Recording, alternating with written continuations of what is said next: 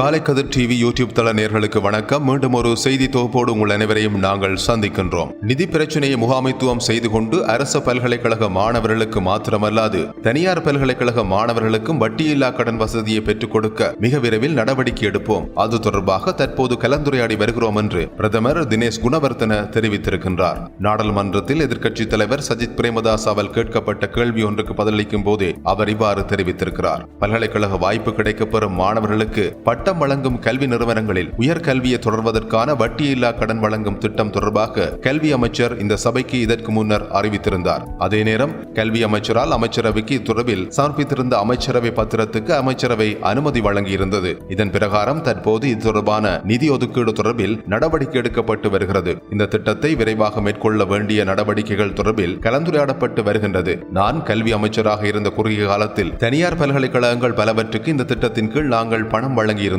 இந்த நடவடிக்கைகளை அதிகரிப்பதற்கும் கோட்டாபய ராஜபக்சவின் காலத்தில் நடவடிக்கை எடுத்திருந்தோம். எனவே தற்போதுள்ள நிதி பிரச்சனையை முகாமைத்துவம் செய்து கொண்டு அரசு பல்கலைக்கழக மாணவர்களுக்கு மாத்திரமல்லாது தனியார் பல்கலைக்கழக மாணவர்களுக்கும் வட்டியில்லா கடன் வசதியை பெற்றுக் கொடுக்க மிக விரைவில் நடவடிக்கை எடுக்க எதிர்பார்க்கிறோம் என்றும் பிரதமர் தினேஷ் குணவர்த்தன தெரிவித்திருக்கிறார்.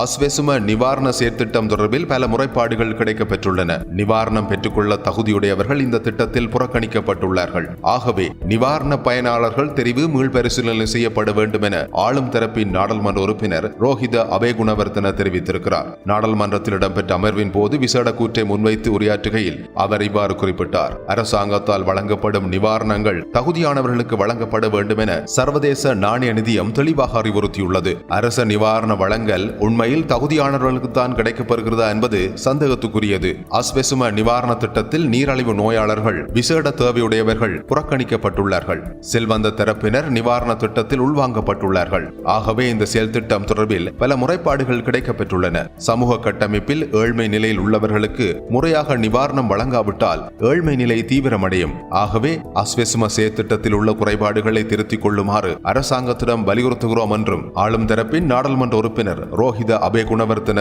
தெரிவித்திருக்கிறார்.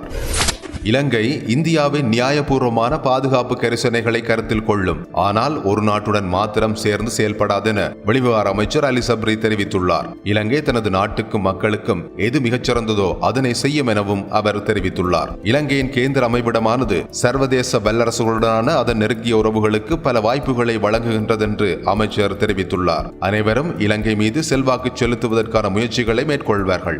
ஆனால் நாங்கள் இந்த பாதையில் மிகவும் அவதானமாக பயணித்து இந்து சமுத்திரம் எப்போதும் அமைதி பிராந்தியமாக விளங்கும் நிலையை ஏற்படுத்த வேண்டும் என அமைச்சர் அலி சப்ரி குறிப்பிட்டிருக்கிறார். இந்தியா இலங்கையின் மிகப்பெரிய அயல்நாடு என்பதை இலங்கை எப்போதும் மனதில் வைத்திருக்கும் எனவும் தெரிவித்திருக்கின்ற அமைச்சர் இந்தியா வெளிப்படுத்தும் எந்த நியாயபூர்வமான பாதுகாப்பு கரிசனைகளையும் இலங்கை கருத்தில் கொள்ளும் எனவும் தெரிவித்துள்ளார். எனினும் நியாயபூர்வமான கரிசனைகள் என்பது சீனாவின் கப்பல்களை திருப்பி அனுப்புவதையும் உள்ளடக்கியதா என்ற கேள்விக்கு ஊகங்களுக்கு பதிலளிக்க விரும்பவில்லை என்றும் அலி சப்ரி பதிலளித்துள்ளார்.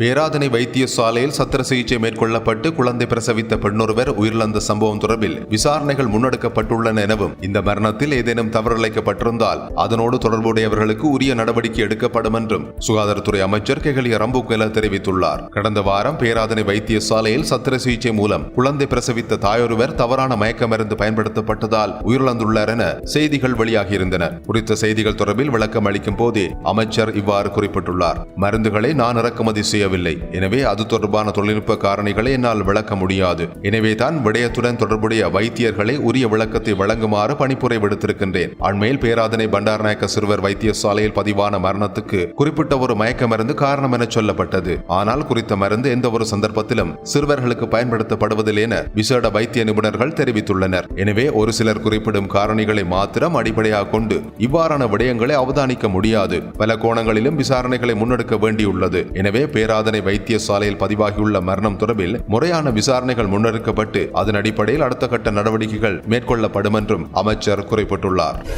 தற்போது சிறுவர்களிடையே டெங்கு, இன்ஃபுளுன்சா ஏ மற்றும் பி போன்ற வைரஸ்கள் மிக வேகமாக பரவி வருவதாக சிறுவர் வைத்தியசாலையின் பிரதி பணிப்பாளர் வைத்தியர் தீபால் பெரேரா தெரிவித்துள்ளார். குழந்தைகளுக்கு காய்ச்சல், இருமல் காணப்பட்டால் பாடசாலைகளுக்கோ அல்லது சிறுவர் பராமரிப்பு மையங்களுக்கோ அனுப்ப வேண்டாம் என்றும் அவர் அறிவுறுத்தியுள்ளார். இதேவேளை குழந்தைகளின் உடல் மற்றும் உணவு ஆரோக்கியத்தில் பெற்றோர்கள் மிகவும் கவனம் செலுத்த வேண்டும் எனவும் வைத்தியர் மேலும் அறிவுறுத்தியிருக்கிறார். இத்தோடு காலைக்கதிர் டிவி யூடியூப் தளத்தின் இந்த செய்தி தொகுப்பு நிறைவு பெறுகிறது. செய்திகளையும் இன்னும் பல பயன்மிக்க சுவாரஸ்யமான காணொளிகளையும் தொடர்ச்சியாக காண்பதற்கு காலைக்கதிர் டிவி யூடியூப் தளத்துக்கு சப்ஸ்கிரைப் செய்து பெல் ஐக்கனையும் மறக்காமல் கிளிக் செய்து கொள்ளுங்கள்.